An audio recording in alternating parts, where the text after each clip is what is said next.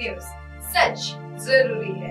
नमस्कार दर्शकों, आप देख रहे हैं MNS न्यूज टीवी और मैं हूं आपके साथ श्रद्धा तिवारी। तो आइए देखते हैं आज की खास खबर। कांग्रेस का 25 लाख तक के मुफ्त इलाज का वादा, भाजपा 10 को जारी करेगी अपने उम्मीदवारों की सूची। ड्रग्स के जरिए युवाओं को बनाया जा रहा निशाना। तो आइए देखते हैं खबरें विस्तार से। कांग्रेस का 25 लाख तक के मुफ्त इलाज का वादा। कांग्रेस ने दिल्ली विधानसभा चुनाव के मद्देनजर बुधवार को जीवन रक्षा योजना की घोषणा की। इसके तहत कांग्रेस ने सत्ता में आने पर दिल्ली के लोगों को 25 लाख रुपए तक का मुफ्त स्वास्थ्य बीमा देने का वादा किया। इस योजना में सभी निजी अस्पताल शामिल होंगे। कांग्रेस के वरिष्ठ नेता और राजस्थान के पूर्व मुख्यमंत्री अशोक गहलोत ने इस योजना का ऐलान करते हुए कहा कि यह दिल्ली में स्वास्थ्य क्षेत्र के लिए क्रांतिकारी साबित होगी। दिल्ली विधानसभा चुनाव में कांग्रेस की यह दूसरी गारंटी है। इससे पहले उसने प्यारी दीदी योजना की घोषणा की थी, जिसके तहत उसने दिल्ली की पात्र महिलाओं को 2500 रुपए प्रति माह देने का वादा किया। गहलोत ने दिल्ली प्रदेश कांग्रेस कमेटी के कार्यालय में मीडिया से कहा, दिल्ली में कांग्रेस की सरकार बनने की संभावनाएं बढ़ रही हैं। मेरा मानना है कि यह देश के लिए भी जरूरी है।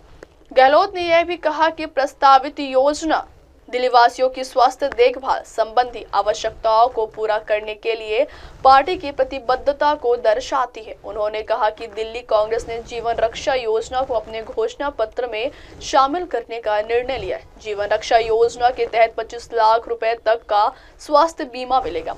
हमने राजस्थान में भी ऐसा ही योजना शुरू की है, जिसमें प्रदेश के लोगों को 25 लाख रुपए तक का मुफ्त इलाज दिया जाए। मुख्यमंत्री रहते हुए राजस्थान में चिरंजीवी योजना शुरू करने वाले गहलोत ने कहा कि राजस्थान की उस योजना की खासियत यह रही है कि यह सबके लिए थी, उसमें किसी के लिए कोई बाध्यता नहीं थी तथा दिल्ली में कांग्रेस की सरकार बनने पर इसी तर्ज पर योजना शुरू हुई। अगली खबर, भाजपा 10 को जारी करेगी अपने उम्मीदवारों की सूची।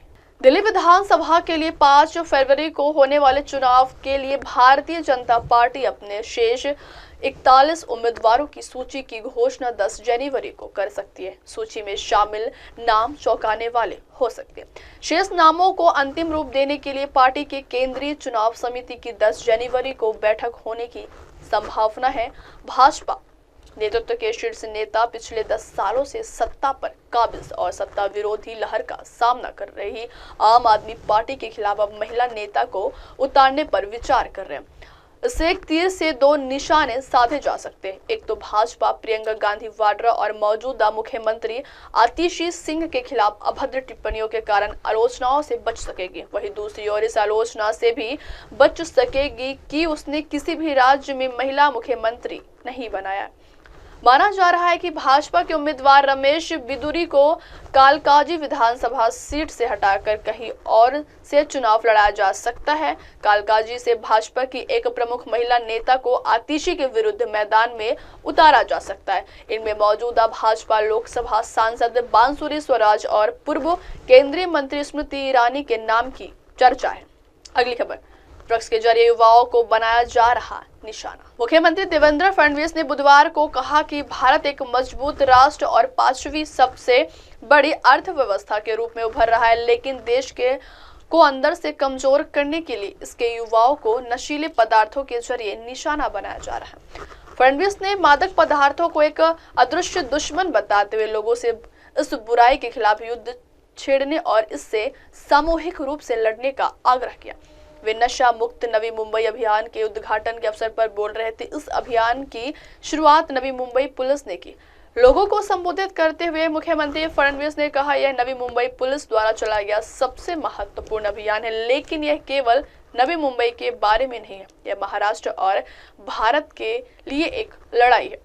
पीएम मोदी के नेतृत्व में भारत एक मजबूत राष्ट्र और 5वीं सबसे बड़ी अर्थव्यवस्था के रूप में उभर रहा, लेकिन जैसे जैसे हम आगे बढ़ रहे, हमारे युवाओं को देश को अंदर से कमजोर करने के लिए मादक पदार्थ के माध्यम से निशाना बनाया जा रहा है। फडणवीस ने कहा, कनाडा जैसे देश मादक पदार्थ के खिलाफ अपनी लड़ाई हार गए और उन्होंने कानून बनाने का सहारा लिया, लेकिन भारत इस युद्ध को जीतने की स्थिति में है। राज्य और जिलों के बीच मजबूत समन्वय के साथ हम यह सुनिश्चित करेंगे कि महाराष्ट्र और पूरा देश नशा मुक्त हो जाए।